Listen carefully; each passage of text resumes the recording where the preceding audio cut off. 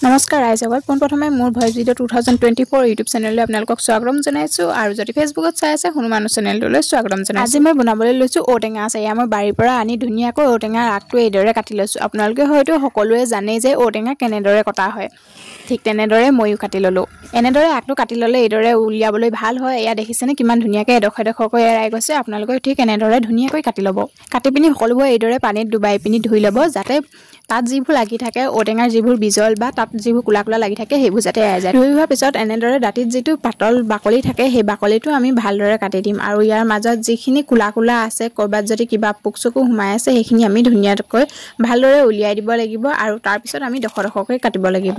এয়া দেখিছেনে মই বেয়া টুকুৰা পেলাই দিম আৰু এনেদৰে ডোখৰ ডোখৰকৈ সৰু সৰুকৈ কাটিব লাগিব। আপোনালোকে যিমানটো চাইজত থ'ব বিচাৰে সিমানটো চাইজতে আপোনালোকে কাটি থ'ব পাৰে। এইডোখৰ বেয়া সেইকাৰণে মই এইডোখৰ পেলাই দিম। ঠিক তেনেদৰে আপোনালোকে সকলোবোৰ এনেদৰে কাটি ল'ব। লগতে আপোনালোকেও পাৰিলে জনাবচোন আপোনালোকেনো ঘৰত কেনেদৰে ঔটেঙা আচাৰ থয়। মই এইদৰে থওঁ, গতিকে আপোনালোকে ভিডিঅ'টি শেষলৈকে চাব দেই। দেখিছেনে মই ধুনীয়াকৈ টুকুৰা টুকুৰকৈ সকলোবোৰ ঔটেঙা কাটি ল'লোঁ। ঔটেঙা কাটি হোৱাৰ পিছত ইয়াতে দিব লাগিব আমি অলপ নিমখ, অলপ মানে নহয় অলপ বেছিয়ে নিমখ দিব লাগিব, যিহেতু টেঙাত অলপ নিমখ খায়েই, সেইবাবে নিমখটো আমি ধুনীয়াকৈ দিব লাগিব। প্ৰথমতে মই অলপ কমকৈ দিছিলোঁ, তাৰ পৰা যিহেতু ঘৰত নিমখ নাছিলে সেইবাবে দোকানৰ পৰা আনি পিনি নিমখ দিছোঁহি, সেইবাবে অলপ কোলা কোলা দেখা পাইছে অলপমান পাছত দিয়াৰ বাবে। এইদৰে আমি নিমখ দি পিনি ধুনীয়াকৈ নিমখখিনি তাত মিক্স কৰিব লাগিব। আপোনালোকে হাতেৰে নুচুব, হাতেৰে চুলে পিছত ভেকুৰি যোৱাৰ চান্স থাকে, সেইবাবে এনেদৰে হেতা এখন ল'ব, হেতাখনেৰে ধুনীয়াকৈ সকলোবোৰ মিক্স কৰি দিব। এই আপোনালোকে দেখিছেনে কেতিয়াবা নিমখ গোটা নিমখ এনেকৈ গোটা হৈ থাকে যে, সেই গোটা নিমখবোৰ ভালদৰে ভাঙি দিব। তাৰ পৰা আপোনালোকে ভালদৰে 2-3 বাৰ এনেদৰে হেতাৰে লৰাই পিনি সকলোতে যাতে নিমখ লাগে তেনেদৰে লৰুৱাই দিব। তাৰ পৰা মই ধুনীয়াকৈ এনেদৰে বাঁহৰ খৰাহী এটা ৰাতিৰ বাবে ঢাকি থৈ দিলোঁ। ৰাতিটো যিহেতু গ'লে এতিয়া ৰাতিপুৱা হোৱা মাত্ৰকে মই বাৰীলৈ বুলি গ'লোঁ। বাৰীলৈ বুলি এইকাৰণে গ'লোঁ, এয়া দেখিছেনে আমাৰ টেঙা মানে একদম পূৰা থোপা থোপাই লাগিছে। এয়াও মই আপোনালোকক দেখুৱাম আচাৰ থৈ পিনি। যিহেতু মই চালনী এখনত শুকুৱাম বুলি ভাবিছোঁ, সেইবাবে চালনীখন আগতে ধুই থোৱাই আছিলে, তথাপিও তাত পটককৈ কিবা কিবি লাগি থাকিব পাৰে, ধূলি মাকতিও পৰি থাকিব পাৰে। সেইখিনি আমি ভালদৰে দেখিছেনে বগা বগা হৈ আছে, সেইখিনি আমি ধুনীয়াকৈ ভালদৰে ধুই ল'লোঁ। ধুই হোৱাৰ পিছত মই অলপ সেইখন ৰ'দত শুকুৱাই দিলোঁ। এতিয়া ৰ'দত শুকাই মেলি হোৱাৰ পিছত মই সেইখন ভিতৰলৈ আনি পিনি ধুনীয়াকৈ যিখিনি আমাৰ ঔটেঙা আছিলে, কালি যিখিনি আমি ঔটেঙা থৈছিলোঁ সেইখিনি ইয়াত ভালদৰে মেলি দিওঁ। আপোনালোকে যদি ইয়াত পাৰে তেতিয়াহ'লে আপোনালোকে ইয়াত বাতৰি কাগজ মেলি ল'ব পাৰে, যদি ভালদৰে চফা নাই হোৱা বুলি ভাবে। বা কেতিয়াবা এনেকুৱা হয় ন, যিমান ভালকৈ ধুলেও ধূলি লাগি থকাৰ নিচিনা হয়, সেই তেনে ক্ষেত্ৰত আপোনালোকে কাগজ পাৰি ল'ব পাৰে। ইয়াত দেখিছেনে আমি উলিয়াই হোৱাৰ পিছত তলত এয়া নিমখবোৰ পানী হৈ গ'ল।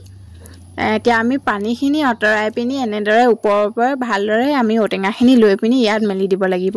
আচলতে আমি ইয়াত ঔটেঙাখিনি লওঁতে একেবাৰে কমকৈ ল'ব লাগে, বেছিও নহয়, যিমানটো ধৰে আৰু ইয়াত যাতে গাঁত গাঁত লাগি নাথাকে তেনেদৰে দিব লাগে। কিন্তু মোৰ চালনীখন সৰু আছিলে সেইবাবে অকণমান বেছিয়ে ইয়াত গ'ল। তথাপিও একো নাই, যিহেতু টান ৰ'দ দিছে শুকাই যাব বুলি ভাবিছোঁ। তাৰ পৰা বাকী যি ঔটেঙা থাকিলে সেয়াও মই ধুনীয়াকৈ আন এটা খৰাহীত লৈ ল'লোঁ। খৰাহীত ধুনীয়াকৈ এইখিনি মেলি দিব লাগিব, যিহেতু ইয়াত বাকি দিলোঁ সকলোবোৰ, পানীখিনি তললৈ গুচি গ'ল। এয়া এতিয়া আছে ঔটেঙাখিনি। এতিয়া এইখিনি ধুনীয়াকৈ আমি ৰ'দত দিব লাগিব। ৰ'দত বৰ এটা বেছি কৰকৰীয়াও কৰিব নালাগে, অলপ টান কৰিলেই হ'ব। এয়া মই ধুনীয়াকৈ দিনটোৰ বাবে ৰ'দত দি দিলোঁ। ৰ'দত দি হোৱাৰ পিছত সন্ধিয়া সময়ত এয়া আনিলোঁ। দেখিছেনে আমাৰ ৰংটো এনেকুৱা হ'ব। আৰু ইয়াৰ সোৱাদটো ক'বলৈ গ'লে আমলখি যদি নিমখত তিয়াই থওঁ বা বইল কৰি ৰ'দত শুকুৱাওঁ নিমখত, তাৰ সোৱাদটো যেনেকুৱা হয় তেনেধৰণৰ হ'ব। তাৰ পাছত মই কেৰাহীখন গৰম কৰি পিনি ইয়াতে পাঁচফোৰণ দি দিলোঁ। পাঁচফোৰণখিনি ধুনীয়াকৈ ইয়াত অলপ গৰম কৰিব লাগিব। যেতিয়া ইয়াৰ গোন্ধটো আহে তেতিয়া নমাই দিব লাগিব। কিন্তু লগতে ইয়াত মই দিছোঁ শুকান জলকীয়াখিনি ইয়াতে ধুনীয়াকৈ গৰম কৰি পিনি ধুনীয়াকৈ আকৌ লৰাই দিছোঁ। তাৰ পৰা গৰমে গৰমে নমাই লৈ পিনি মই ধুনীয়াকৈ খুন্দুনাত খুন্দি ল'লোঁ। এয়া দেখিছেনে আপোনালোকে একেবাৰে মিহি কৰিলেও, যদি আচাৰ দিবলৈ হ'লে একেবাৰে মিহি হ'লেও বেয়া, সেইবাবে অলপমান এনেকৈ গোটা গোটা হৈ থাকিব লাগে। তাৰ পৰা এয়া মই লৈছোঁ ভিনেগাৰ লৈছোঁ, এইফালে ধনিয়া দেখিছেনে, ধনিয়া যদি আপোনালোকে গোটাটো দিয়ে তেতিয়াহ'লে ভাল, মই গোটা নাপালোঁ কাৰণে গুড়িটোকে লৈ আহিলোঁ। তাৰপৰা গৰম মছলা এয়া মই তেল লৈছোঁ 5 পেকেট, তাৰ পৰা হালধি লৈছোঁ আৰু মই জ্বলাৰ বাবে লৈছোঁ ৰেড চিলি। এতিয়া মই কেৰাহীখন গৰম কৰি ধুনীয়াকৈ মই ঔটেঙাখিনি দি দিম তাত। গোটেইখিনি যাতে ভালদৰে তেলখিনি ভালদৰে খায় তেনেদৰে কম কমকৈ দিব লাগিব। আৰু একেবাৰতে যদি আপোনাৰ কেৰাহীখনত নোজোৰে বা আপুনি তেল কমকৈ দিছে তেতিয়া আপোনালোকে কম কমকৈ দিও লৰুৱাই দি থাকিব পাৰে। এতিয়া মই এইদৰে ধুনীয়াকৈ লৰুৱাই দিম যাতে তেলখিনি সকলোৰে গাত লাগে। ইয়াতে আমি দিব লাগিব তাৰ পৰা হালধি,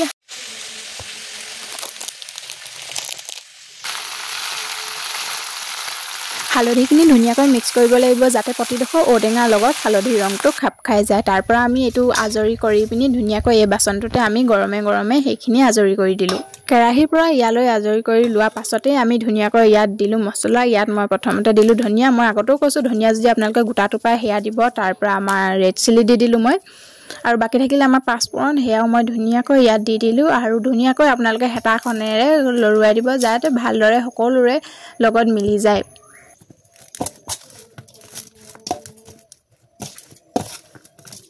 তাৰ পৰা মই কেৰাহীখন পাতি পিনি আকৌ সেই কেৰাহীখনতে মই তেল দি দিলোঁ। যিহেতু আগত 2 পেকেট তেল আছিলে সেয়াৰে 2 পেকেট ইয়াত দি দিলোঁ। তাৰ পৰা ইয়াতে মই তেলখিনি গৰম হোৱাৰ পাছতে মই গৰম মছলা দি দিলোঁ।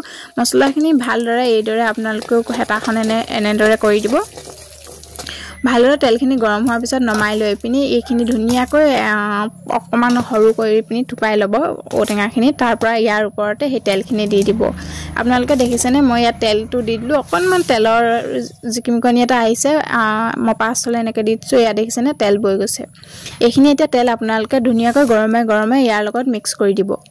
মিক্স হোৱাৰ পিছত ধুনীয়াকৈ এনেকৈ ফুটা লগা যদি আপোনালোকে হেতা লয় তেতিয়াহ'লে পাছফালে এনেদৰে লাগি যায় দেখিছেনে। সেইখিনি এনেদৰে ভালদৰে দি ইয়াত ঘঁহাই দিব যাতে সেইখিনি মছলাখিনি ইয়াতে থাকি যায়। তাৰ পৰা মই ঠাণ্ডা হ'বৰ বাবে খৰাহীটো ঢাকি দিলোঁ। অলপ সময় পাছত উলিয়ালোঁ। ঠাণ্ডা হোৱাৰ পিছত তেলখিনি যিহেতু তললৈ গুচি গ'ল সেইবাবে আমি আকৌ হেতাখনেৰে ভালদৰে লৰুৱাই দিব লাগিব যাতে সকলোতে আকৌ ধুনীয়াকৈ মিক্স হৈ যায়।